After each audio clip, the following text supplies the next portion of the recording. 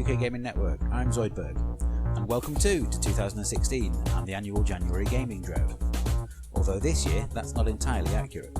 We've had plenty of new games to occupy our time, including 2 HD remakes from Capcom, as well as console versions of some recent PC classics such as the Banner Saga, This War of Mine and Gone Home. If you're wondering why none of these feature in our countdown, it's because we don't look at re-releases when compiling our shortlist. Brand new games are what these top 5s are about. Unfortunately, there have been plenty of those too. But in a month bereft of AAA releases, it's been time for some indie games to shine.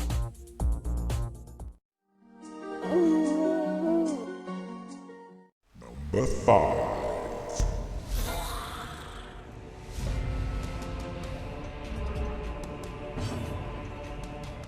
Darkest Dungeon begins with a disclaimer.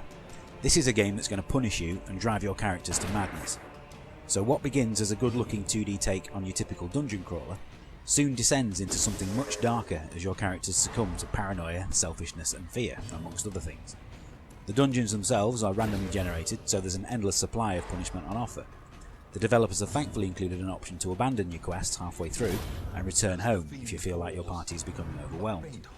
It's all part of the excellent risk versus reward system that the game has. Carry on and you'll probably discover some fantastic treasures. Fail and your characters will be lost forever, something which can be truly devastating. However, despite all the punishment, this is a game you'll want to stick with just to see what monstrosities the designers have conjured up for the next bosses. Number 4. Crap. Maybe we shouldn't, go near him? Ren, can you hear me? I mean, I know they say don't move somebody with a spine injury, but it's like, we gotta do something, right? If Oxenfree was a bit longer, it would probably have been higher up in our countdown. As it is, you can finish it in a few short hours, but this is definitely time well spent. It's the gaming equivalent of a good horror short story, but what makes it memorable is the atmosphere that has been created. Thanks to the combination of an eerie soundtrack and a beautiful hand-painted art style, you really start to care about what's happening as the game goes on, although we're not going to spoil anything here. The characters chat away in an incredibly realistic manner, and their relationships are believable, although there were a couple of times that we wanted our companion to just be quiet for a few seconds. The in-game mechanic of using radio waves to tune into the puzzles feels unique and interesting, and has allowed the developers to flesh out the world with Easter eggs and secrets. This is definitely a game worth experiencing for yourself.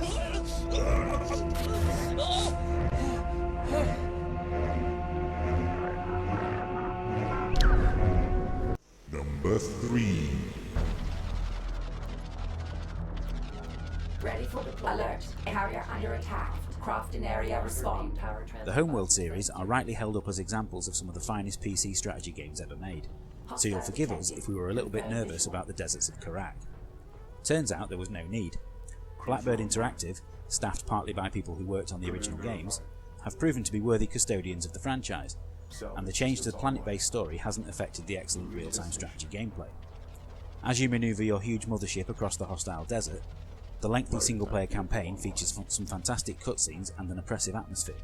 The gameplay is deep and rewarding, but also incredibly simple to learn as the game doesn't get bogged down with pointless activities, letting you concentrate instead on the combat, defence and resource gathering.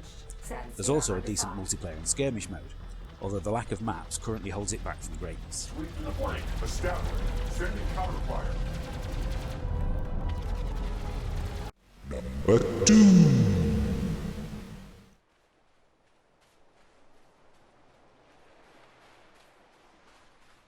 It's amazing to think that The Witness has spent over 5 years in development and still managed to arrive shrouded in secrecy. But mystery is the game's greatest weapon.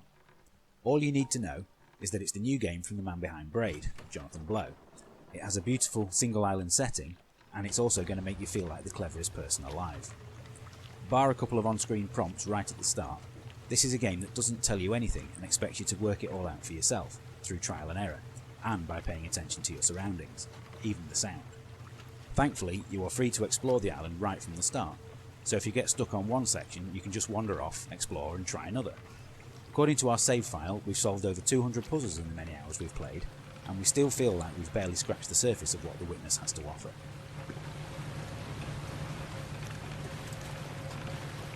Number 1.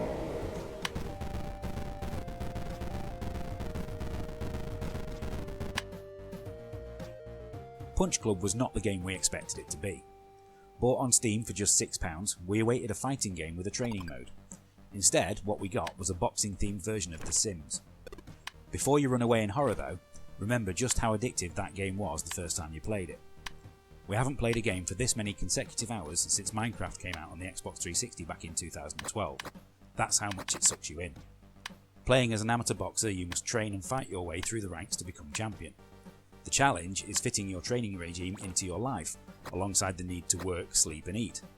With fantastic pixel art graphics, a hummable chiptune soundtrack, and enough references to 80s and 90s pop culture to keep you smiling throughout, Punch Club comes highly recommended. The only thing that would make the game better is if you could play the fights yourself. So that was our top 5 games of January 2016. Let us know what you think in the comments below. Like and subscribe for more great videos like this, and we'll be back next month with our countdown of February's best games. See you then.